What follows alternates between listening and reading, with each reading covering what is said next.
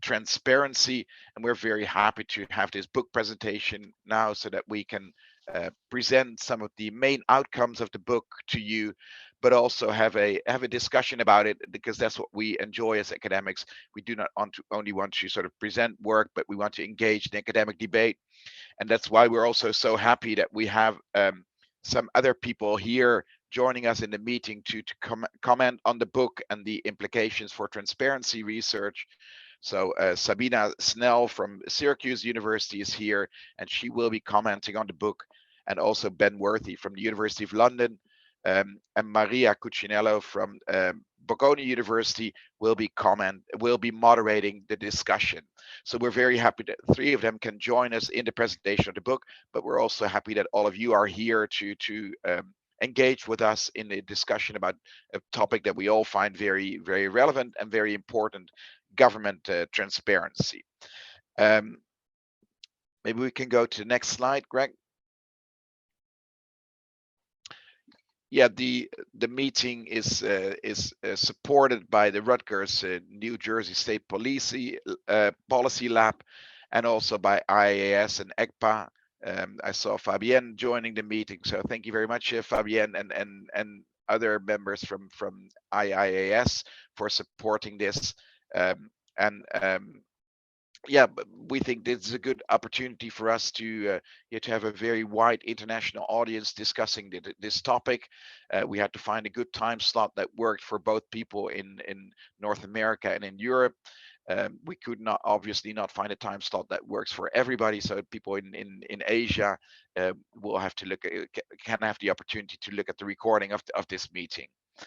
Can I go to the next slide? Yeah. Yeah, so basically what we want to do is first present an overview of the book. The idea of the book is really to show what the state of the art in transparency research is at the moment. So we're very happy to share with you what we found. We developed a conceptual model that will hopefully be very useful for discussions about government transparency. So we'll start this meeting by presentation by Greg, Stephan, and myself about the book, so that you know what the main argument in the book is. And of course, if you want to know more about the book, you can buy the book, and we're sure that it contains a lot of very useful information for everybody interested in transparency research. And then the second part of the meeting is a moderated discussion.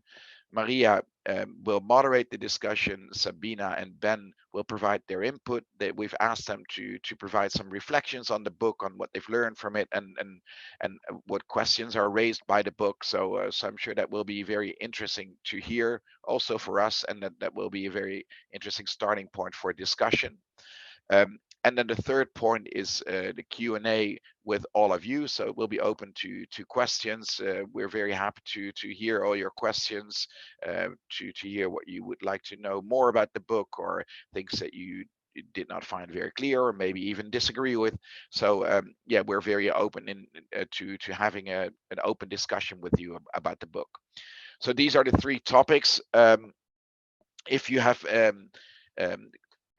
questions, can also be put in the chat, so that Maria as a moderator can look at the questions in the chat. So feel free to put your questions in the chat, and then during the Q&A, Maria can invite you to ask that question.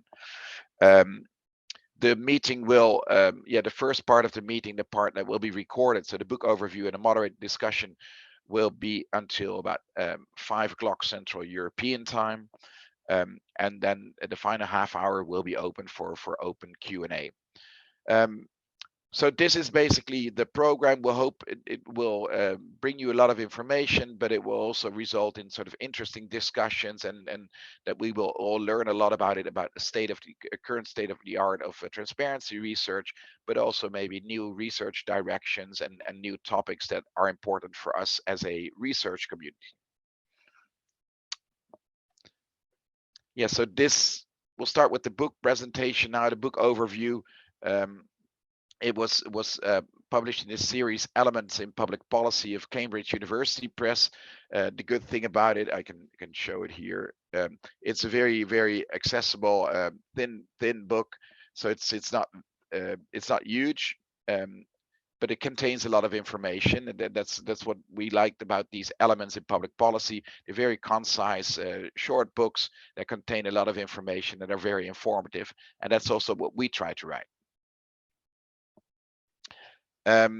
Yeah, so the ambitions of the book are really two things. On the one hand, to present the state of the art of research into antecedents and implications of government transparency. The book really emerged from all the encounters that we had with different transparency researchers, often at the global conferences for transparency research, such as the last one in Copenhagen, and previous ones in different parts in Switzerland, in Paris, at Rutgers, in Utrecht, so in many different places, in Ireland also.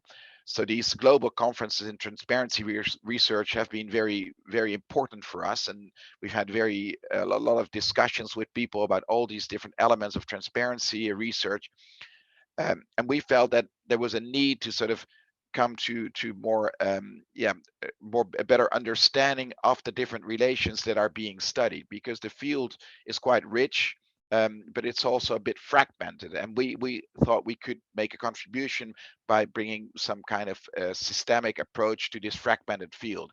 And we've done that actually by doing two things.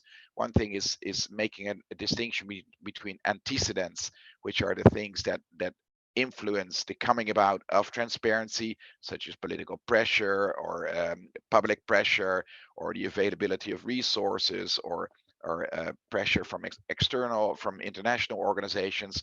So all these things that have an influence on transparency, and the implications are the things that are influenced by transparency, such as trust in government, integrity, effectiveness, etc. So that's one key distinction that we make in the book. And the second one is a distinction between three levels. And we felt that some of the research is really at the micro level of individuals being influenced, individual civil servants being influenced by transparency, or individual citizens. And then there's the meso level of the organizations that make efforts to be more transparent. And then there's the macro level of nations, or larger political systems that are becoming transparent. And we felt we've gone through a very large amount of publications. Greg will tell you more about that later on. But we felt that organizing in this way, we can show sort of different types of relations, and we can provide sort of more systematic, state of the art overview of the research field. Next slide, Greg. Yeah, so this book is really not a how-to book. There are different books that focus on how to do transparency, that tell government organizations what they have to do to be more transparent. That was not our ambition. We really want to write a book for the academic audience, so for researchers, students, academically interested practitioners. So we felt that we want to provide a nuanced book. We felt that we needed to be open about what we do know, but also what we don't know. We identified many gaps in the literature, many relations that have not yet been studied. So we did not.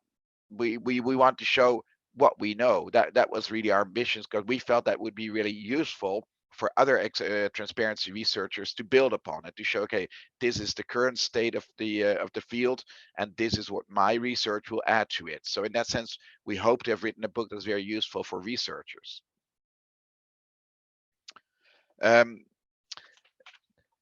There's huge discussions about transparency, about the history of transparency, about the different forms of transparency, and we felt that, especially for one of these Cambridge Elements books, we could not go into that too deeply, but at the same time, we felt that we had to provide some basic background of the topic to make clear to the audience where we come from and how we understand the topic.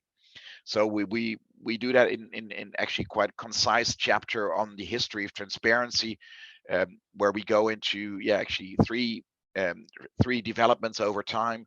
We show how transparency in the the 18th, 19th, 20th century was really discussed from more a philosophical perspective. Many of you have heard of Bentham's Panopticon, or Rousseau was very critical of opaqueness. He saw that as evil, and transparency really as very beneficial. Popper's idea of the open society. So for a long time, transparency was more sort of a philosophical concept. Um, Whereas since the 80s and 90s of last century, it has really become a governing value. It has actually become a sort of a hallmark of good governance. Good governance is transparent governance. So that it's really more sort of a governmental perspective on transparency rather than a philosophical perspective. We also show that whereas in the previous century there was a lot of emphasis on freedom of information and freedom of information legislation.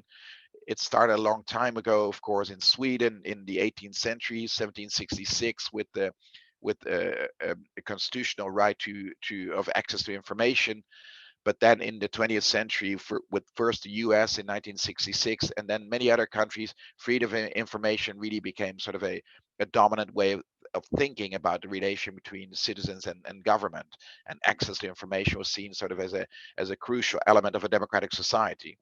But that changed in the 1990s and mostly the beginning of this century, where there was much more emphasis on open government. So not only about transparency, but about open data and how data sets can be used not only to monitor government activity, but also to develop new activities or to develop new forms of collaboration. And a third development was transparency as an organizational challenge. As I indicated before, there was much more emphasis previously on the legal aspects, and it was mostly legal scholars studying transparency, and also political scientists. But from the field of public administration and organizational science, it only became interesting later on, and they started studying transparency as an organizational challenge. So these are some of the larger movements that have been going on over the past decades, and that sort of have shaped the current state of the field. For our book, we also felt that we had to come up with a definition, and that was not easy because there's many different definitions going around. But in the end, we decided to go for this definition that we developed at Utrecht University, based on a lot of research into accountability, and we sort of translated the definitions of accountability that were developed before into a definition of transparency.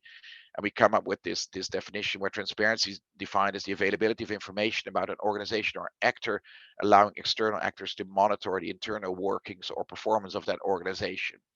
So it's really a basic definition, which enabled us to also study literature at the micro, meso, and macro level. So in that sense, it was generic enough to be able to be used at these different levels that we want to study in our book. And Greg will take it from here and tell you more about what we found. If I can figure out how to unmute myself.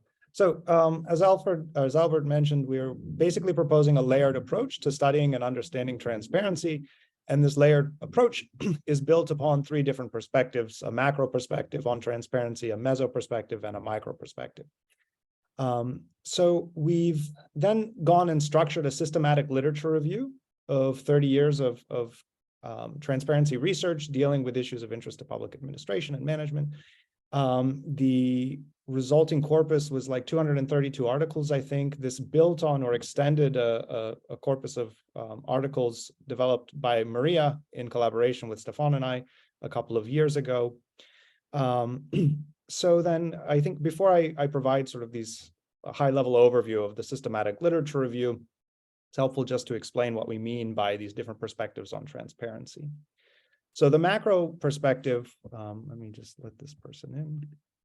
The macro perspective mainly deals with formal and informal institutions and how these formal and informal institutions help to shape priorities in the dissemination and disclosure of information, whether there's an emphasis placed upon using transparency or public disclosure to enhance accountability or collaboration, for example. So essentially, then the idea here is to think about how these different institutions are interacting with government transparency at the macro level. At the meso level, this is essentially where sort of the rubber meets the road. This is where organizations that are operating or embedded in institutional contexts take these sort of priorities that are a function of the context they're operating in, and translate them into actual practices and disclosure practices. So here then we're looking at how organizational and managerial practices interact with government transparency and also are shaped by government transparency. And then the micro perspective focuses on the individual attitudes, perceptions, behaviors, individuals understood as residents or citizens or civil servants, and how the individual interacts with government transparency and is also shaped by their attitudes and behaviors are also shaped by government transparency. So then we've got sort of this nested approach to thinking about transparency where each layer is sort of nested in the layer above it.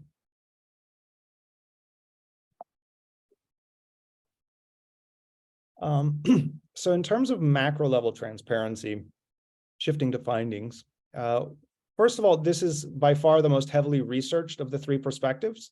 Well over, well, maybe not half, roughly a significant number of publications focused on this level or this perspective. Most of the papers or research outputs dealing with macro level transparency focus on determinants, which to some degree signals a lot of optimism surrounding the benefits of transparency. If we can only find ways of making governments more transparent, we can assume lots of benefits are going to follow on from that. So with this, then, the three main types of determinants that we picked up on in the literature at the macro level are technology, in particular how advances in technology help to shape the way that we think about transparency and the things that we can do with transparency, economic and political pressure, as well as context. Here we can think about things like culture. Then the limited work that does exist on implications tends to focus also on three different types. Economic implications, for example, how information flows shape the cost of debt, implications for good governance, things like corruption, and public opinion, how disclosure of public information shapes perceptions of legitimacy or trust of public institutions. In terms of the meso level, we also see a lot of work done, not as much work at the macro as at the macro level, but you know, there's a lot of research being done at the meso level. We see much more balance here than we do at the macro level. What I mean by balance is we see almost equal attention given to determinants of transparency as we do to implications of transparency. So perhaps this is a signal that the optimism surrounding transparency and the macro level is a little more tempered at the meso level. We've also got four levels or four different categories of determinants: organizational actors, stakeholder environment, management interventions, and some overlap, as you can see, between technology at the meso level and the macro level. But again, at the meso level, this is, as I had mentioned, where the rubber meets the road, so to speak. So technology here isn't seen from the perspective of shaping the way organizations think about transparency, but rather as a tool for enhancing transparency. So it's an instrumental perspective. In terms of implications, we've got two broad categories: implications for the organization, things like financial management or risk management, managerial decision-making processes. In terms of implications for relations between stakeholders and the organization, there's an emphasis on organizational trust, accountability, capacity, public value creation, and so on. So then we have the macro perspective, which is almost in many respects a foil to the macro perspective, in the sense that this is a much newer stream of research. There is not very little, but there's little work done here, especially in comparison to the macro level. And there's a very, very strong emphasis on testing implications of transparency rather than thinking through how individual attitudes and behaviors shape transparency. So in essence, this is much more focused on evaluating transparency than finding ways of opening up public organizations. There is one category that we gleaned from the systematic literature review in terms of determinants of transparency at the micro level, which is a gap between transparency, supply, and demand. What we mean by this is how things like citizens' requests for information or their demands for information, an article written by Maria, might translate into the supply of information. There's also work on how public officials' responses to requests for information help to shape the dissemination of that information. But again, very limited work in this domain. In terms of implications, we see more work. Implications for trust and legitimacy. There's a lot of work here. Also sort of testing boundary conditions of this relationship, things like presentation format or policy domain. There's also work on implications of perceptions of performance, and work on implications of government integrity. For example, when civil servants or public officials know that they're being monitored, are they going to behave differently than they don't know they're being monitored? So then just to kind of summarize and offer a couple more insights, transparency at the macro level, theories primarily come from political science and law. There's a strong focus on antecedents, which suggests a strong optimism at this level surrounding the benefits of transparency. And there's not a lot of cohesion in terms of the way that transparency is defined at this level, nor is there a lot of cohesion in the way that it's measured at this level. So it's, in some respects, at the macro perspective, treated almost as an umbrella concept. At the meso level, theories come from primarily organizational science and media studies. We see more balance between the implications and determinants of transparency. We also see a lot of diversity in terms of how transparency is operationalized, again, suggesting that at this level, it's often used as a sort of a catch-all term. And then at the micro level, we see work, theories coming primarily from psychology, a major focus on implications, much less so on determinants.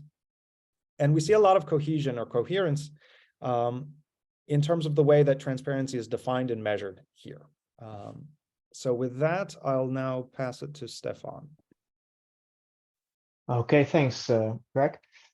So a couple of patterns emerge from our analysis. So the first pattern is that the macro level research fills a crucial gap by studying the implications of transparency. So I think what also becomes clear from the figures that Greg presented is that there's not only a different focus in the perspective or the level, but also on what is being studied on each level. And we see that at the meso and macro level, it's mostly focused on the antecedents of transparency. So what shapes transparency, whereas micro level research, which looks at more at individual level, perceptions and behavior, looks at the implications. So what are the effects of transparency? And in that sense, this micro level stream of research has shown some important insights into how transparency has downstream effects on the behavior of officials and or the perceptions of individuals. At the same time, and this is the second pattern, we see that the meso and macro levels, they have much more attention for the contextual nature of transparency, where micro level research, which has more sort of this behavioral and reductionist approach, there's little explicit attention for like this fine-grained analysis, looking at, for instance, cultural factors or political circumstances that heavily shape transparency, right? That's something that's we found a bit missing in this micro level approach. And it's interesting, and that is also one of the main arguments in the book. So how can we connect these kind of micro level implications or effects to these broader forces that we find in the meso and macro level? So I'll tell a little bit more about that in the next slide. But first, there's the third pattern we want to highlight. Because we see that the macro and meso level have a focus on what shapes transparency, like these strategy, like political or cultural factors, for instance. We also see that they also tend to focus more on what David Hield called nominal transparency, so more the formal or legal requirements of transparency. So what transparency looks like on paper, but less on effective transparency. So how is transparency perceived by citizens or stakeholders or NGOs, that kind of groups, right? Because their understanding and if information is useful to keep government to account, that's what makes transparency effective. So there's also a difference in this kind of transparency on paper and the transparency in practice and effective transparency. So these are three broader patterns that emerge from our analysis. We'll go to the next slide. And what we argue is to better understand these patterns and to connect the perspectives that we found, is to go from a horizontal to a vertical understanding of transparency. So traditionally, so far, we see that mostly we look at transparency from one perspective, which are also structured along lines of disciplines. I think as Greg explained as well. And it's also like our primary analysis was on these sort of horizontal lines. But we argue that we should also now, to better understand transparency, go vertical, so to speak. And this is for the antecedents or causes of transparency, so what we see here. But also, then we can go to the next slide, for the implications or the impacts of transparency. So for instance, if you would research the relation between transparency and accountability, it would be very useful to not just look at from a micro perspective and indicate various aspects as accountability or corruption, but go for one implication and go very deep, go vertical. And for instance, what it would look like, we think, is if you focus on corruption, and where the transparency helps to combat corruption, you could take a macro level approach, look at the institutional political forces that sort of shape corruption in different societies, that shape transparency in different societies, and look next at the meso level. Okay, what is it resulting? What kind of organizations and organizational transparency policies are now in place? And then at the next level, okay, and what does it do to, for instance, individual officials? How do they behave? Of course, do they change their behavior because of these organizational transparency initiatives? So the main argument is for future research is to take these vertical lines and take multiple perspectives into account. Go to the next slide. And now we're talking about future research. There's various ways forward, we think. Yeah, so for research, as I highlighted, yeah, we need to develop an understanding of some of these unpredictable patterns of transparency. So we see that sometimes transparency seems to be effective in creating trust among citizens, but sometimes it's not. It can even be have a negative effect on citizen trust. And while this may seem unpredictable, it could help to connect these various macro, meso, and micro levels, right? So maybe there's different cultural elements that shape the relation between transparency and trust, right? In some cultures it might work, in others it might not. Or in different types of organizations or policy domains at the meso level, right? For some domains, transparency might work, for others it might not. We need to take this into account much more explicitly. There's an administrative challenge, or we still see sort of these very broad ideas about transparency is going to change the world, or it's just, you know, gonna frustrate governing and will be make everything impossible. That we really, and I think in research we're already sort of a bit, you know, one step ahead, but for also administration, we need to develop this contextual understanding, right? Where does transparency help for accountability or trust, and where is it less helpful or effective or frustrating governance? Third is the educational challenge, and that also relates to the multidisciplinary nature, I think, of this research.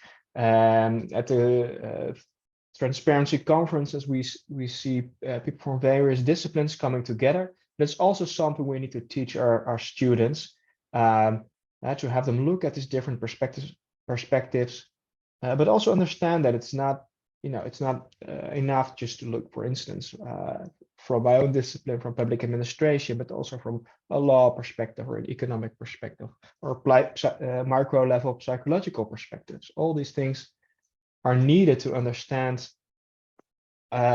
what shapes transparency, and what are the effects of transparency on our society. Go to the next slide. I think that's, yeah, that was the final slide of our presentation. So thank you for listening so far. I think we will go to the moderated discussion now. And yeah, Maria, the floor is yours. Thanks a lot. Thank you. So thanks, Stefan. Thanks, Greg and Albert, for this interesting presentation, and above all for the book, which is really a truly interesting book. And by taking this multi-layered approach to understanding transparency, I really think it offers a fresh insights and open up new avenues for future research. And this is what we will discuss now with our discussant and also with the rest of the audience. So just a few words, as Albert said, I am Maria Cucinella. I am Associate Professor at Bocconi University, and I had the pleasure to work with the authors of this book before authoring several papers, since my work are focused on transparency and the impacts of transparency on citizen engagement and citizen compliance, and also how transparency can shape people's behavior. But I don't want to take too much time. I want to go to our two discussants. So we have with us Professor Sabina Snell from Syracuse University and Professor Ben Worthy from Birkbeck College, University of London. So I want to start from Sabina. Could you please introduce yourself and briefly describe your research areas? Hi, thank you. Thank you very much for having me here. It's quite an honor and very exciting to hear the summary of the book, which I read with interest. I'm assistant professor at Syracuse University, the Maxwell School of Citizenship and Public Affairs. Research-wise, very broadly speaking, my research interests are international and comparative public administration, with a focus on what I used to call all the beautiful things, including transparency, which is one of my main research interests. And I looked at it kind of from the framework of the book, a lot to some degree from the macro level, right? So what explains the adoption of the policies, the antecedents, right? But also from a normative perspective more recently. So is there a role for transparency in a post-fact world where information is distorted and not manipulated? How do we approach transparency in the face of these new challenges? And more recently, I started looking at the relationship between transparency and public values in the eyes of the citizens, which is quite complex. And I'm happy to be here. Thanks, Sabina. So Ben, may I ask you to briefly introduce yourself as well and your research areas? Hello, my name is Ben Worthy. I'm a senior lecturer in politics based at Birkbeck College, University of London. I've studied transparency for around 20 years now. I began by looking at freedom of information in the UK. That's what my original PhD thesis was on. And then I moved to write a book about freedom of information in 2017, which looked at why politicians gave away the right to information in different countries around the world. Since then, I moved on to open data. And the last piece of work I did was a study actually about the politics of data. And I had a look at platforms which allow you to see how members of legislatures are voting and what activities they're doing, to see essentially if putting more data out makes politicians behave better. And you'll be pleased to know that it does.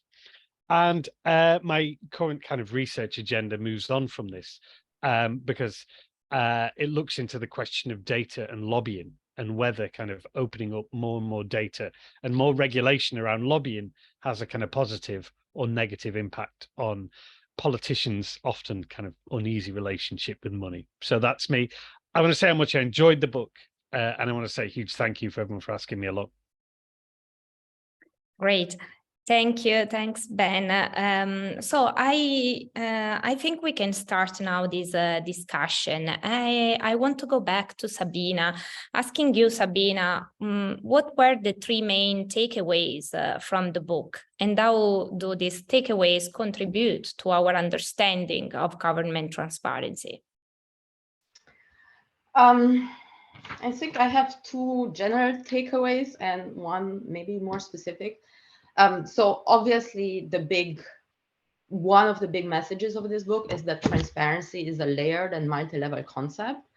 And I think using the macro, meso, micro framework is tremendously helpful to structure the existing research, which is quite rich, and to try to connect it in ways that can generate some kind of basis for future research, to try to connect the different levels to each other and approach transparency from this more holistic perspective. So I found that very useful. The second insight, I would say, is that both the production of transparency, so how transparency comes about, but also its impact depend on the context. And I think, again, here the book does a fantastic job in identifying really a myriad of variables that can influence both, right? Some of them are kind of, expected impressionistically, like the role of technology, for example, has been discussed. Others are a little bit newish that also emerged with the open government discussion, so like collaboration as a result of transparency. Some need further unpacking, and I think that will be an interesting avenue for further research. For example, culture is one of both my favorite words and my least favorite words, because kind of it's one thing that we need to specify more.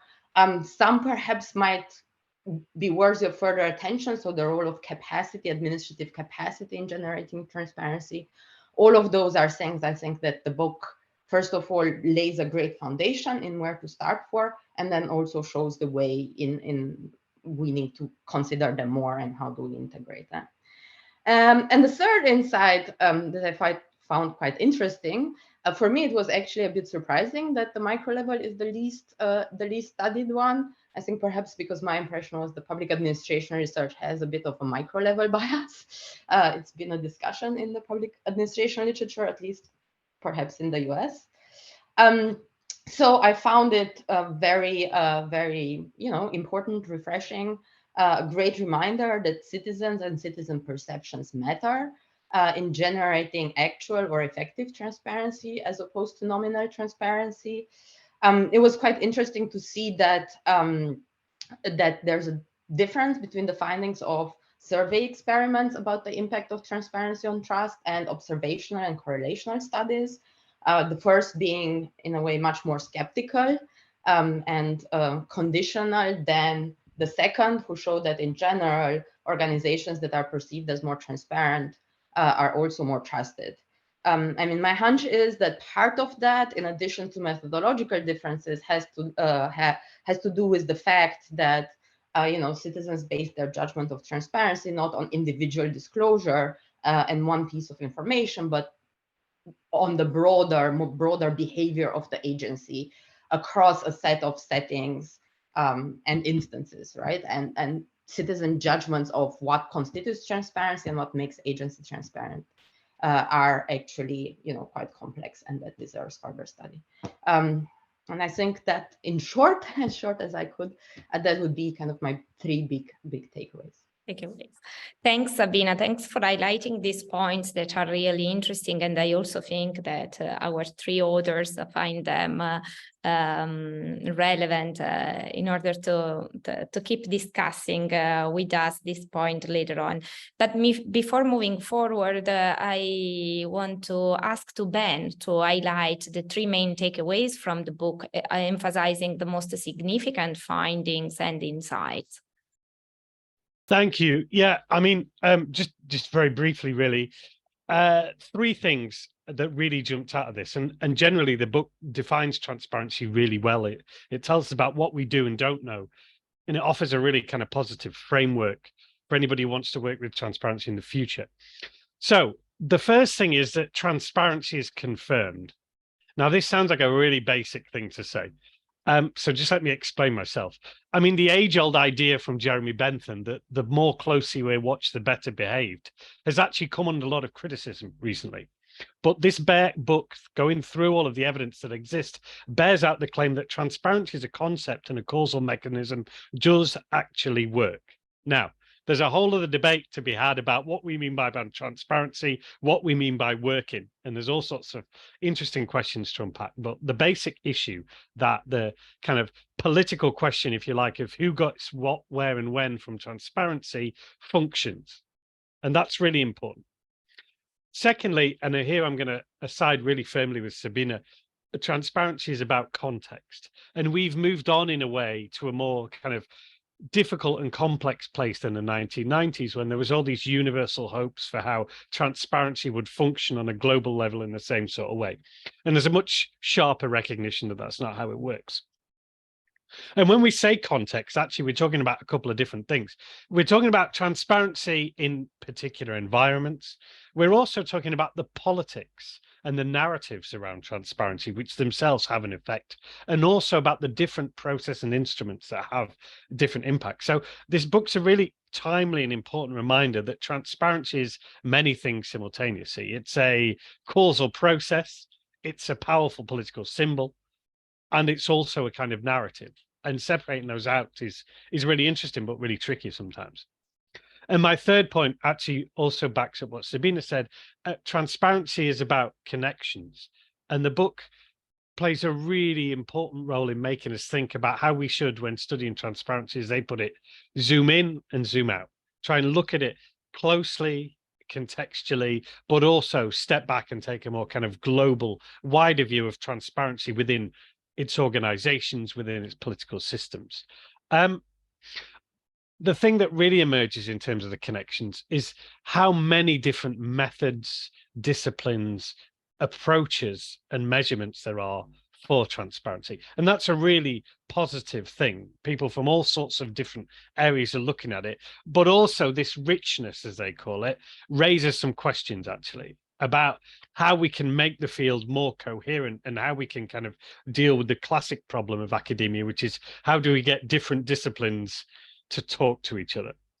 So that's my 3 points, and I want to congratulate the authors for a really effective and really intelligent kind of synthesis. Thanks a lot, Ben. And just moving from this last point, what I want to ask now to Sabina is which are the questions that still need to be addressed in relation to government transparency? So looking forward, what are the areas of future research do you believe are important to explore in relation to government transparency? Okay, how much time do we have? So I will try to focus as much as I can on 3 that are also kind of, in a way, directly related to the book, and that reading the book made me think more profoundly about them. I think one is, do we need a unified definition of transparency? And in my reading, I think the argument here is yes, because it's necessary to accumulate knowledge, right? If we don't have kind of a consistent definition of transparency, then it's very hard to integrate all these findings because they seem to talk about different things. On the other hand, you know, as we all agree and highlighted, transparency is a multi-layered concept, and it is to some degree in the eye of the beholder, right? So if we want to really capture these multi-layered facets, should we be more I guess, in a way, integrative or flexible in terms of how we define transparency, depending on the purpose of the research. So for example, as the book also highlights, much research at the macro level about transparency is about FOIA, for example, right? The independent variable is FOIA, or the dependent variable is FOIA, which is not necessarily the same as actual information disclosure, right? Does it mean that it is not about transparency? I would argue yes. So I think one is, how do we kind of put together the puzzle of these different facets of transparency, FOIA, information disclosure, transparency in rationale, which is also a form of transparency, citizens' expectations and perception of what is transparent. For example, sincerity or candor, right, is one way of interpreting transparency. So how do we put those together in a larger mosaic while not necessarily sacrificing, in a way, our ability to integrate findings. I think the second point that deserves a lot of discussion is, should we get more political? And my answer here is unambiguously yes. The book also mentioned that transparency has been studied and discussed in autocratic concepts. At the same time, transparency is a democratic value, so this poses quite some tensions and paradoxes, right? And I think we need to discuss more openly and extensively how do we approach these paradoxes, right? So granted, partially this is a normative question, and here the focus is on empirics, but it's not often easy to separate normative and empirical issues. So for example, considering the increased adoption of various transparency open government tools in autocratic contexts, not just what explains them, because both the antecedents and the consequences of transparency will be different in those contexts, and I could talk about that quite a while. But is that still transparency, right? Is there such a thing as apolitical accountability if governments control what information they release and release information selectively, and then they also control how citizens react to this information and use this information? Should that still be considered transparency? Does that amount to accountability? Is collaboration still collaboration if it's not voluntary but coerced? I think those are very big questions that we should probably discuss more, especially in the current era of autocratic backsliding essentially around the world. And I think the third one, and I'm sorry, I hope I'm not taking up too much time, and I think Ben might also talk about this a little bit more. How do we go beyond talking about context, which is very important, to unpack context and say, here is what matters and how. So how do we unpack the term context and identify not just the relevant variables, but the causal models and the causal stories, both beyond what generates transparency and what impact transparency have. And that will also, I think, help us better integrate the levels, as the author also argues. So for example, the differences in studying the impact of FOIA on agency compliance or agency disclosure of information, which to my knowledge hasn't been studied much, right?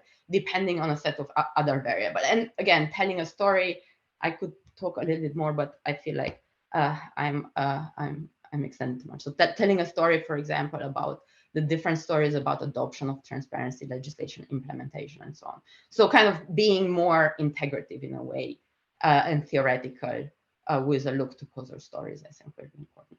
Thank you.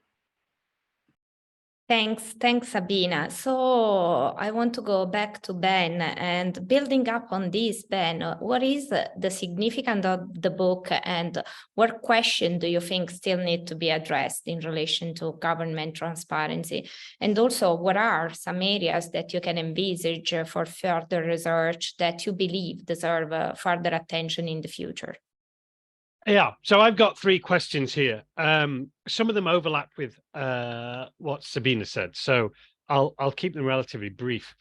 I too was struck by this idea that actually we are investigating and theorizing, in some cases, particularly on the meso level, on a small basis of evidence. I also recognize, like Sabina said, that there's also a bias in this, Western, global North, democratic. And how do we map kind of new geographies, new contexts, semi-authoritarian, authoritarian regimes? I mean, China is the one big exception to the fact that many kind of authoritarian regimes just haven't been examined. So how can we connect the field, both in terms of the disciplines, like I said earlier, but also, reaching across to other parts of the world? Question 2, this is a bit tricky. How do we break open the black box? A lot of the studies that are looked at in the book have a kind of black box of causal mechanisms. So how do we open these up? I'm thinking about my own research when I'm trying to find out, how members of a legislature respond to having more data published about them. Well, there's a kind of black box effect there where we need to get into why behavior change happens. I'm going to ask this question in a slightly more entertaining way. If I could give you 10 million euro to find out the answer to this question, how would the authors go about opening up the black box with kind of vast resources available?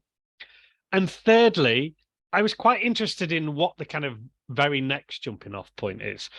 What do the authors think is the kind of key missing theoretical or empirical piece of information that needs to be investigated next? What is the next missing piece in the jigsaw of transparency? And I'm talking there either about theory.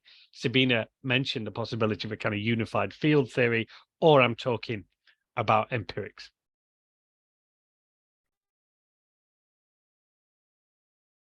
Great. Thanks, Ben. Thanks a lot to both Sabina and Ben for highlighting the key takeaways from this book, and also for identifying these still open up questions. So I want to go back to the authors to see if they have an initial reaction to these points and to the comments raised by our discussant before opening up the floor to our attendees for their questions and comments. So who wants to start? I don't know, Stefan or Greg, Albert? Yeah, okay, I can start. And then, yeah, Albert and Greg can just build on what I'm saying. So thanks a lot. I think these are very interesting questions. And also they make me sort of think more about, yeah, next steps and more about the use of our book for transparency research.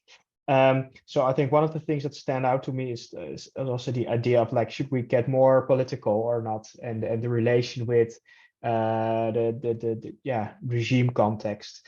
And I think indeed it's important to get less weird, so to speak, and weird in the sense we should not only focus on sort of a Western global North context only. That's only telling us so much. So I think that's one thing, but also I think in societies we would consider, yeah, democratic, I think the role of transparency might also be changing, and where we see an increasing role of misinformation, but also governments trying to get more control over information flows, even in societies that you would consider democratic. So I also think there's some interesting work to be done, and in that sense, indeed, yeah, there's this political context and changing context. We should definitely take that into account. So I think it's a great point. I'm not sure if Greg or Albert want to build on this or say something else. Yeah, I'd be happy to follow up on what Stefan said, and also many thanks to Sabina and Ben for their wonderful comments. And yeah, it was interesting, actually very interesting to hear both what you, the key lessons that you took from the book, but also some of the issues that you highlighted. Yeah, for me it also seems that what I would find really interesting, I think it connects to both Sabina's and Ben's comments and to what Stefan said, is that I think if you look at the sort of the earlier research about transparency, so that was sort of the freedom of information type of research, was still very much connected to an institutional type of democracy where freedom of information was a additional mechanism next to parliamentary forms of control or other legislative forms of control. So it was very much sort of an other institutional mechanism in a rather stable form of democracy. And then later on, with the open government movement and the shifting idea of transparency from something democratic to more something managerial, it became very, very different. It was much more connected to new public management and measuring the performance of schools and hospitals, and later on maybe to sort of a new public governance type of logic, where it was sort of the collaborative logic of open data that would enable us all to work together and to solve sustainability problems or safety problems, etc., all together. So those framings of transparency are still quite dominant, I think. And I think what both Sabina and Ben pointed to is that on the one hand, they are very much restricted to certain parts of the world, mostly the Western world, Europe, North America, probably South America, but much less connected to other parts of the world. But maybe also to a certain moment in time where there was still the idea that either there were stable institutions, or there was sort of a large shared idea that transparency could bring out the truth, and in the end could think differently about what values we would attach to the truth, but it would all enlighten us and help us to make better choices, sort of a Habermasian ideal of a better democracy. Whereas I think we're now in sort of a post-democratic society. I'm quite inspired by Chantal Mouffe's work on post-political relations, and I would think, and that's Ben's question is about the 10 million euros.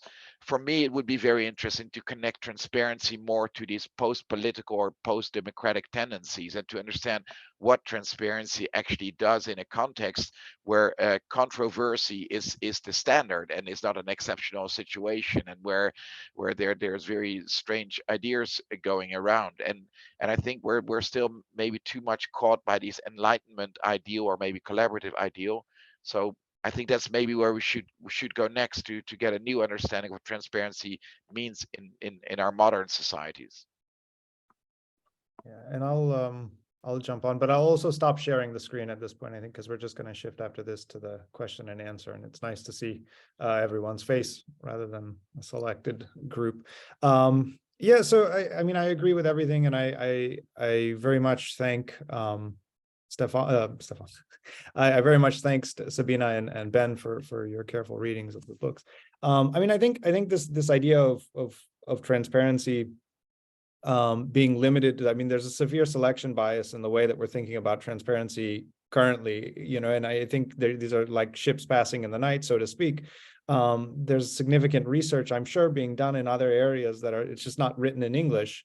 So if we're trying to theorize on transparency, how can we do that with such a limited sample? You know, the 10 million euro question, I think, is interesting, and because, you know, I think at a basic level, it just, you know, you spend that money on engaging with parts of the world where, you know, you don't know. So we don't know at least so much about transparency. Unfortunately, you know, English-based language journals are one of the primary sources for knowledge aggregation and dissemination, and we're not getting that from Spanish-speaking or Portuguese-speaking or Italian-speaking or anybody, you know. So it's a problem. There's a bias in our knowledge aggregation and dissemination, and this feeds in and contributes to downstream consequences. I think another issue that's interesting is to pay attention, especially in the context of democratic backsliding, to transitional contexts, either towards democracy or away from it, right? And what's the role of transparency in these transitional contexts? How is transparency being shaped? How is FOIA being shaped? I think this is a particularly interesting question to ask, and unfortunately, we have lots of examples to use these days. So if we want to see how politics are shaping the way we're thinking about transparency, one way is to, you know, build a data set that encompasses maybe like 1,000 years or something like that. Another simpler way might just be with careful case selection on these transitional contexts. But I'll stop there, and I think I'll turn it back to Maria for the Q&A. Yes, thanks a lot, Greg, and thanks also to Albert and Stephan for reacting to the interesting point raised by Ben and Sabina. So I think we can open up now the floor for question and discussion from our attendees. So you can write both in the chat, but also you can just raise your hand and jump in the discussion. So